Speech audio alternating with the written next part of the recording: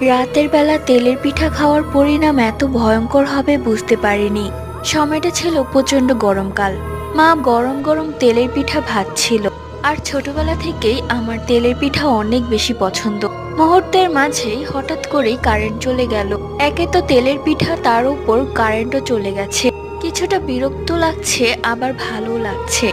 মা ভেজে ভেজে পিঠা রাখছিল। সেখান থেকে দুটো পিঠা হাতে করে নিয়ে বারান্দায় চলে গেলাম। আমাদের বাড়ির পাশে কবরস্থান আছে।